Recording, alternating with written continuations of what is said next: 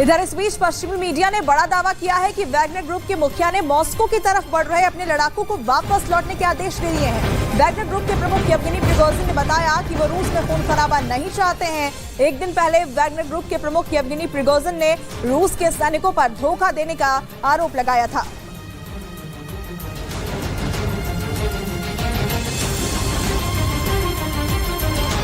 और इतना ही नहीं, वैगनर ग्रुप के प्रमुख ने दावा किया था कि रूस के सैनिकों ने वैगनर ग्रुप पर हमले करवाए, जिस वजह से वैगनर ग्रुप के प्रमुख रूस के रक्षा मंत्री पर भड़क गए। पश्चिमी मीडिया के मुताबिक यूक्रेन में रूस की तरफ से लड़ रहा वैगनर ग्रुप उसी के खिलाफ हो गया और उसने रूस के रोस्तोव शहर पर कब्जा करने का भी दावा किया, जिसके बाद वैगनर ग्रुप के लड़ाके रूस की राजधानी मॉस्को की तरफ बढ़ने लगे।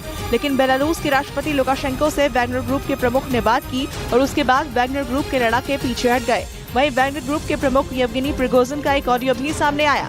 Вагнер хотели расформировать. Мы вышли 23-го. हालांकि ये पहला मौका नहीं है जब पुतिन की प्राइवेट आर्मी कहे जाने वाले वैगनर ग्रुप के चीफ ने बागी तेवर दिखाए हों। इससे पहले वो कई बार रूस की फौज पर निशाना साधते आए हैं। इस बीच पश्चिमी मीडिया ने दावा किया कि वैगनर ग्रुप के मुखिया येवगेनी प्रिगोजिन बेलारूस जा सकते हैं और यहीं पर रूस की सरकार और वैगनर ग्रुप के बीच समझौता हो सकता है। और पश्चिमी मीडिया के मुताबिक बेलारूस में वैगनर ग्रुप के मुखिया येवगेनी प्रिगोजिन और रूस के अधिकारी मुलाकात करेंगे, लेकिन इस मुलाकात से पहले वैगनर ग्रुप के मुखिया ने रूस के सामने कुछ शर्त रखी है, जिसके मुताबिक रोस्तोव की सीमा में घुसने वाले वैगनर ग्रुप के लड़ाके पर कार्रवाई न की जाए, साथ ही उन लड़ाकों पर भी कार्रवाई न हो जो मॉस्को की तरफ बढ़ रहे थे, तभी वैगनर ग्रुप और रूस में समझौता होगा। वहीं पश्चिमी मीडिया के मुताबिक वैगनर ग्रुप के मुखिया येवगेनी प्रिगोजिन ने दावा किया है कि उनकी लड़ाई रूस के सैनिकों के साथ है, क्योंकि रूस के सैनिकों ने ही उनके लड़ाकों पर हमला किया था। रूस से वैगनर प्रमुख की बगावत के बाद मॉस्को में हड़कंप मच गया। जैसे ही खबर आई कि वैगनर के लड़ाके मॉस्को की तरफ बढ़ रहे हैं, वैसे ही रूस की सेना ने पूरे शहर को घेर लिया। रूस की सरकार ने तो वैगनर चीफ को आतंकवादी तक घोषित कर दिया था और येवगेनी प्रिगोजिन को अरेस्ट करने के लिए वारंट जारी कर दिया गया।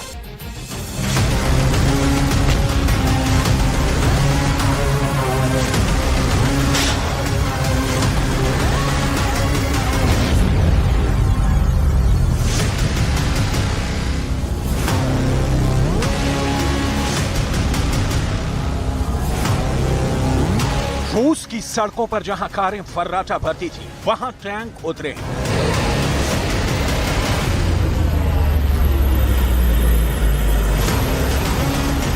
अपने ही मुल्क में पुतिन ने अपना सबसे बड़ा दुश्मन तैयार कर लिया है। शौकिए नहीं, ये पुतिन का कभी रसोइया रहा है, पुतिन के खाने पीने का प्रबंध देखने वाला मैनेजर। आज आर्मी हेडक्वार्टर में बैठा खुल्लम खुल्ला पुतिन को ही चैलेंज कर रहा है। ना, आप जानते हैं येवगेनी प्रिगोजिन। लेकिन इस विद्रोही और रूस ने जिसे कहा है आतंकवादी येवगेनी प्रिगोजिन की डिटेल आगे। सवाल है तो है रूस का, जो बाहरी यूक्रेन से युद्ध लड़ते लड़ते खुद विद्रोह का शिकार हो गया।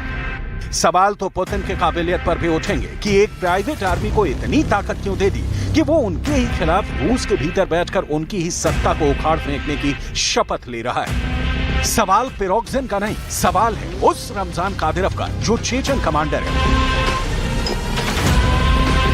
सवाल प्रिगोजिन का नहीं, सवाल है उस रमजान कादिरोव का जो चेचन कमांडर है। जी, प्रिगोजिन की तरह रूस के लिए यूक्रेन में लड़ रहा है। क्या विद्रोह की ये आग कादिरोव की कंपनी में नहीं पहुंच सकती है? इन सारे सवालों के जवाब की तलाश करेंगे।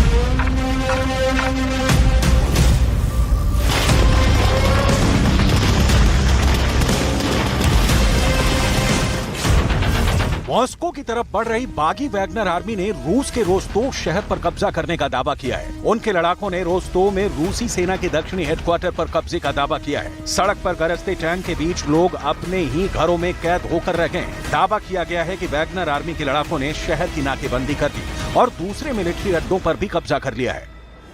वैगनर आर्मी के पास इतनी ताकत है कि वो पुतिन का ताज उखाड़ फेंके। बिल्कुल नहीं लगता ये एक सीमित मात्रा में नाराज सैनिकों के विरोध की आवाज दिखती है। लेकिन इस प्रिगोजिन को इसी तरह लिया गया तो ये कितना खतरनाक हो सकता है, उसे समझना बहुत जरूरी है।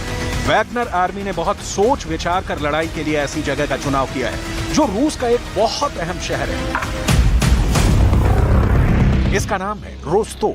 इस शहर में ही बैठकर वैगनर आर्मी का चीफ पुतिन को अपनी शर्तों पर झुकाने के लिए बम पेटी बांधकर बैठा है। रूस का रोस्तोव शहर पहली बार जंग नहीं देख रहा है। अब से 82 साल पहले भी शहर की सड़कों पर हथियारों के साथ लोग उतरे थे और लोग अपने घरों में कैद हो गए थे। 1941 में हुई रोस्तोव में लड़ाई, भीषण लड़ाई। द्वितीय विश्व युद्ध के दौरान पूर्वी मोर्चे की लड़ाई में नाजी जर्मनी के दक्षिण सेना ग्रुप और सोवियत संघ के दक्षिणी मोर्चे के बीच रोस्तोव ऑन डॉन के आसपास लड़ी गई। ये लड़ाई 3 चरणों में लड़ी गई थी। पहला ऑपरेशन 12 सितंबर 1941, दूसरा ऑपरेशन 5 नवंबर 1941 से 16 नवंबर 1941, तीसरा चेरेवेचेंको और रोस्तोव आक्रामक ऑपरेशन 27 नवंबर 1941 से 2 दिसंबर 1941 तक। मॉस्को में वैगनर प्रमुख की बगावत की खबर ऐसे वक्त में आई जब जंग में यूक्रेन रूस को कड़ी टक्कर दे रहा है। ऐसे में वैगनर प्रमुख की बगावत से पुतिन भड़क गए। हालांकि वैगनर प्रमुख को मनाने की कोशिश भी तेज होने लगी। रोस्तोव आज फिर जल रहा है। क्रेमलिन की दीवारों में पिरोग्जिन नाम के धोखेबाज ने कैसे घुसपैठ कर ली और उसका अंजाम क्या हुआ, आज रूस उसका गवाह है। किसी को प्रश्रय देने, उसे बढ़ाने और फिर उसके पलट जाने का दूसरा नाम बन गया है येवगेनी पिरोग्जिन। रूस इस वक्त युद्ध में फंसा है, उसे संगठित होकर लड़ने की जरूरत है। लेकिन इधर पिरोग्जिन ने पुतिन की पीठ में छुरा मार दिया। पुतिन के सीने में आग दहक रही है। रोस्तोव में किसी भी वक्त रूस की आर्मी और वैगनर आर्मी एक दूसरे पर गोले बरसा रहे होंगे, क्योंकि पुतिन झुक जाए हो ही नहीं सकता और पिरोग्जिन के लिए अब लौटने का रास्ता नहीं बचा है। Защитим и наш народ, и нашу государственность от любых угроз, в том числе от внутреннего предательства. А то, с чем мы столкнулись, это именно предательство. Непомерные амбиции и личные интересы привели к измене и своей стране, и своему народу, и тому делу, за которое бок о бок с другими нашими частями и подразделениями сражались и погибали бойцы и командиры группы «Вагнер». Герои, которые освобождали Солидар и Артемовск, города и поселки Донбасса, сражались и отдавали свои жизни за Новороссию, за единство русского мира. Их имя и славу.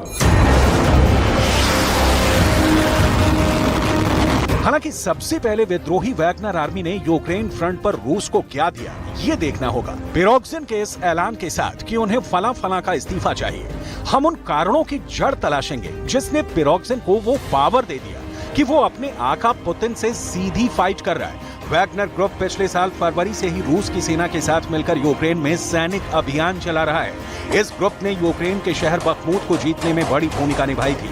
वैगनर लड़ाकों ने यूक्रेनी सेना को बखमूत से पीछे धकेल दिया था। इतना ही नहीं, दक्षिणी यूक्रेन में भी वैगनर के लड़ाकों ने जबरदस्त मुकाबला किया था। इसका असर ये हुआ कि रूस की सेना ने बहुत आराम से यूक्रेन को पीछे धकेल दिया और एक बड़े इलाके पर कब्जा कर लिया।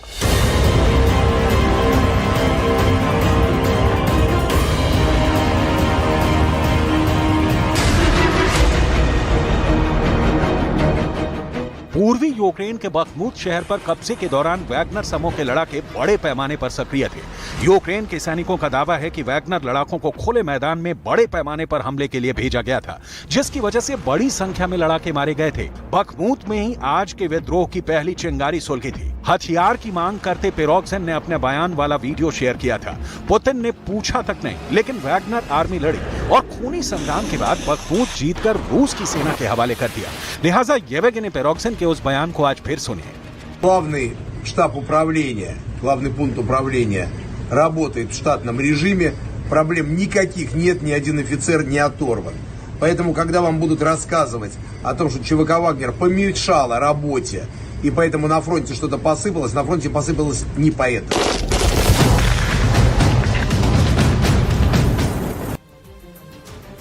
युद्ध की शुरुआत में रूस की सेना ने वैगनर समूह के लड़ाई में शामिल होने की पुष्टि नहीं की थी। हालांकि बाद में इन भाड़े के सैनिकों की साहस की तारीफ हुई, क्योंकि इनकी मदद से ही रूस ने यूक्रेन के कई इलाकों पर कब्जा किया।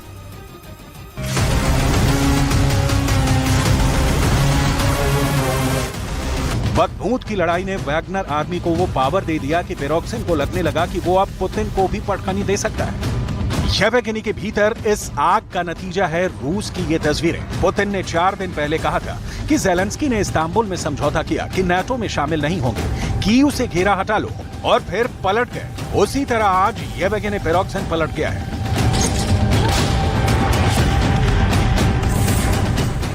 पुतिन ने रूस में इस वक्त जनता के लिए जो कहा है आपको भी सुनना चाहिए। पुतिन वैगनर आर्मी का क्या हश्र करने वाले हैं, इस बयान से पिक्चर क्लियर हो जाएगी। Защитим и наш народ, и нашу государственность от любых угроз, в том числе от внутреннего предательства. А то, с чем мы столкнулись, это именно предательство. युद्ध की शुरुआत में रूस की सेना ने वैगनर समूह के लड़ाई में शामिल होने की पुष्टि नहीं की थी। हालांकि बाद में इन भाड़े के सैनिकों के साहस की तारीफ हुई। यूक्रेन सोलेदार, यही नहीं, बखमूत की तरह सोलेदार में भी वैगनर लड़ाकों ने रूस के लिए बढ़िया काम किया, सोलेदार को जीता। हालांकि सोलेदार में अब भी जंग छिड़ी है।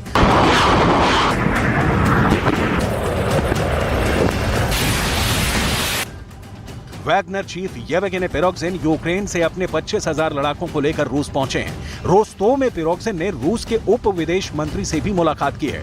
पिरोग्जिन ने रूस के रक्षा मंत्री सर्गेई शोइगु और सेना प्रमुख जनरल वालेरी गेरासिमोव को हटाने की मांग की है।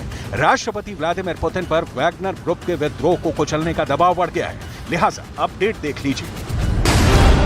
रूस की जांच एजेंसी एफएसबी ने पिरोग्जिन के खिलाफ सशस्त्र विद्रोह के लिए भड़काने का आरोप लगाते हुए देशद्रोह का मामला दर्ज कर लिया है। एफएसबी ने वैगनर लड़ाकों से पिरोग्जिन के ऑर्डर को नहीं मानने और उसे हिरासत में लेने को कहा है।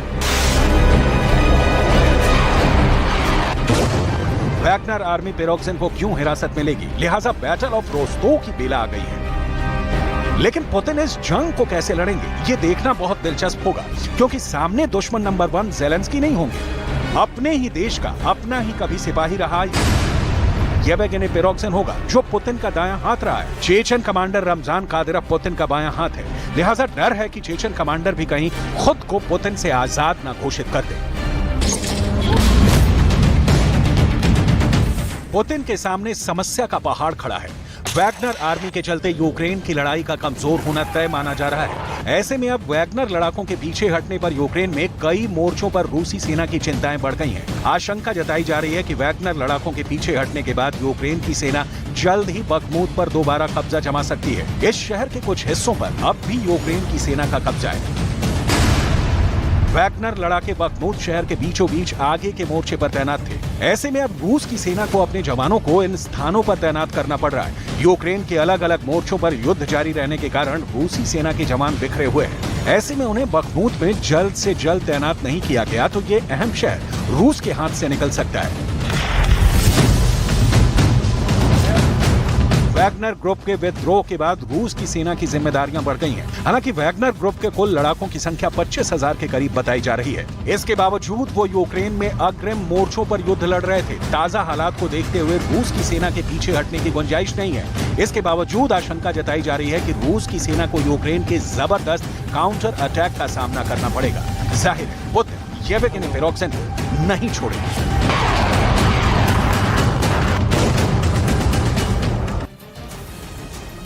मिस्र दौरे के आज दूसरे दिन प्रधानमंत्री मोदी सबसे पहले अल की मस्जिद का दौरा करेंगे। इसके बाद पीएम हेलियोपोलिस वॉर स्मारक भी जाएंगे, जहां पर प्रथम विश्व युद्ध में शहीद करीब 4,000 भारतीय सैनिकों को श्रद्धांजलि अर्पित करेंगे। प्रधानमंत्री मोदी की इसके बाद मिस्र के राष्ट्रपति अल फतेह अल सीसी के साथ द्विपक्षीय बातचीत है।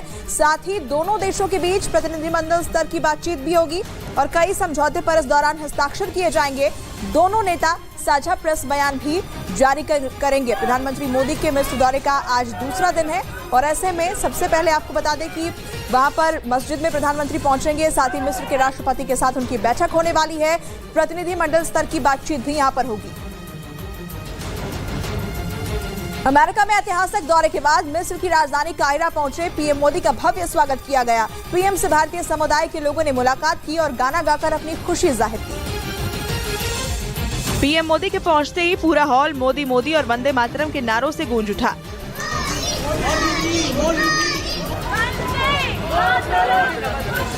क्या बच्चे क्या बड़े, सभी मोदी के मुरीद नजर आए। खुशी में झूमते भारतीय समुदाय के लोगों ने पीएम मोदी के लिए गाने भी गाए।